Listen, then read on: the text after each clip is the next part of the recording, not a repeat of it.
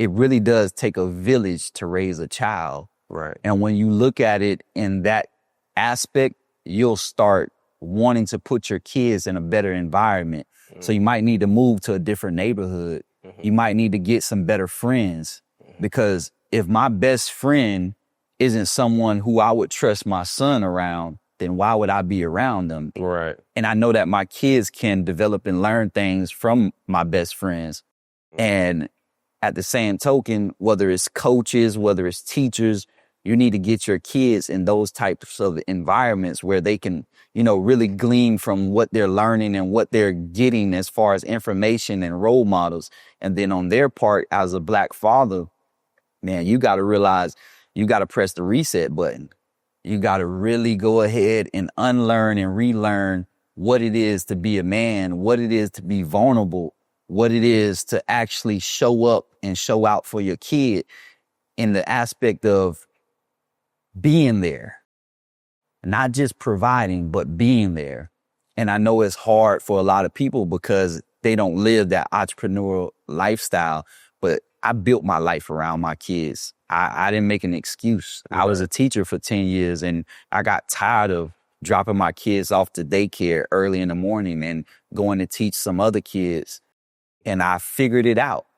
When you get pissed off for greatness, like Ray Lewis said, you're going to be great. There's nothing that can stop us. It's something inside of us that does not allow us to be stopped when we truly put our mind to it.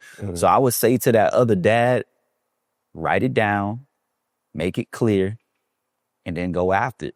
One by one. You got to have some goals. If you don't have any goals or standards for you as a father, then you're just going to be flying by the seat of your pants. And before you know it, their childhood is over. Right. So for my kids, I developed a plan for them before they were ever born. I could tell you've been in some huddles. I can tell you've been in some huddles and some locker rooms before a big game.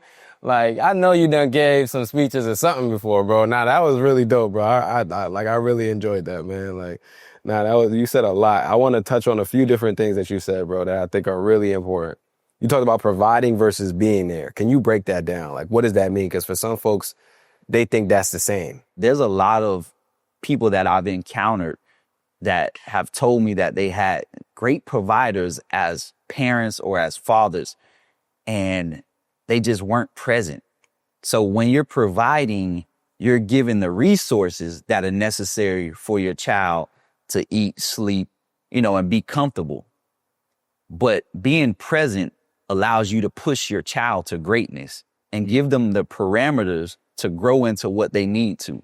I'll give you an example. So if you took a shark and you put it into a little small tank, that shark's going to grow like only 6 to 8 inches. But if you take that shark and you put it in the ocean, it can grow 6 to 8 feet.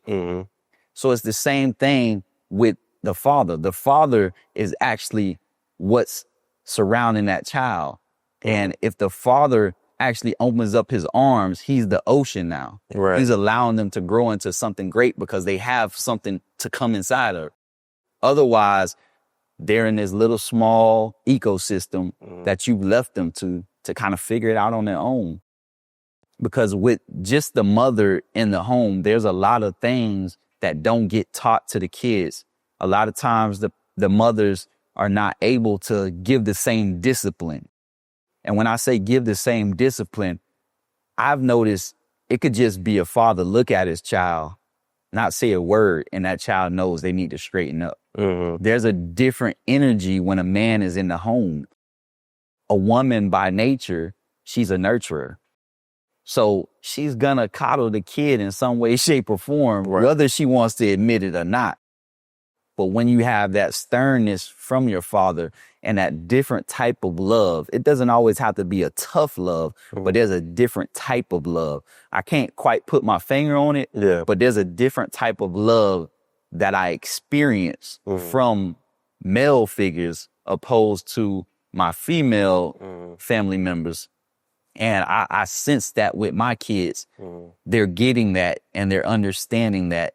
And when you're present in that home, they kind of want to just like get that reassurance from their father. That they're here and they're doing what they need to be doing at that time. and that they're meeting the expectations of their last name. Last time I checked, if you're married and you claim that child, they get the father's last name.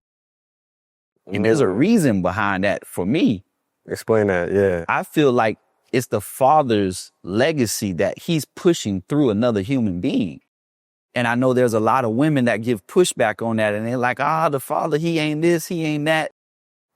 But the men is who I'm talking about. The men that step up to the plate, that, really take on that role as being a father. Like, that's their legacy. Whether it's a little girl or a little boy, they're pushing through them. And I know a lot of people, they're like, are you trying to live through your kid? Are you trying to do this? Are you trying to do that? And what I say to that stigma that's out there about, the fathers that put their kids in sports and push them, and people say, that's because they never made it. The only person on this earth that wants to see you be better than them truly is your father. That's the only person. So why wouldn't a father position his child in something that they were mediocre, average, or good at, and try to push them to excellence? Right. That's not a knock to say that. That's not a knock. Yeah. The same way, if a father, we don't hear other cultures saying, he trying to live through his kid, when Donald Trump's dad gave him a small loan of $1 million to get started in business. No one said, he trying to live through his kid. He trying to do. But in our culture, it's seen as taboo for a man who didn't make it in sports to push his kid to excellence. It's taboo. There's actually nothing wrong with that. And you do see that sometimes where people are like trying to shun or like embarrass or like guilt trip dads for pushing their children to do things that they know that they can do, that they are capable of doing, like to build skills and do things that are like that have adversity attached to them, man. I think a lot of what you mentioned, it reminds me, or like what I was thinking about when you were talking about like having both the parents in the home and having different energies from the mother and the father. What I was thinking about in that situation is like affirming and assertiveness, right? Because I feel like a mom, obviously nurturing, and she's going to be very affirming. Not to say that a father can't be as well, right? She's going to be very affirming. She's going to be like, okay, when you do well, like, okay, you did well. You're going to know that from your mom, right? Your dad is going to be the one that's assertive with you, communicating, what you could be doing, right? Like, yo, you did well. I'm going to affirm you. You did great. Here's where we can go from here. You know what I'm saying? Absolutely. And it speaks to that legacy. And I feel like having both of those things, both of those in the home is important. And again, both parents should be doing both, but I think both parents are more skilled in one or the other, right? And so having both parents at home gives you that dynamic where you're able to get the best of both worlds when it comes to that assertiveness for your dad and then that affirmation from your mom. So like, I really love the fact that you said that. I think a lot of what you talk about really hits home, and it makes me think about like, you have a lot of like intention behind the way you parent and the things that you think about. And so I wanted to talk to you about that, like parenting with purpose. What does that mean to you? And like, how do people start to do that? Because you also talked about developing a plan for your family. Like, I want you to get into all that as well. Like, I feel like a lot of us we just be out here, just do whatever. Then we have, we're pregnant, then baby shower, that we just kind of leap into it without even knowing. Right. And like, we're transitioning into something that's like a really big life change, but we have no idea how to do that. So I want you to break down, like, how did you start navigating that in a way that was intentional? So for me, I believe that success always leaves clues. So I studied other great men that had done great things as a father. I looked at King Richard. Okay. And I saw what he did with Venus and Serena and his girls. And then even though Floyd Mayweather's dad may have been on some things, he did a great job creating, that financial freedom for not just his son, but his son has some different type of legacy resources for his kids.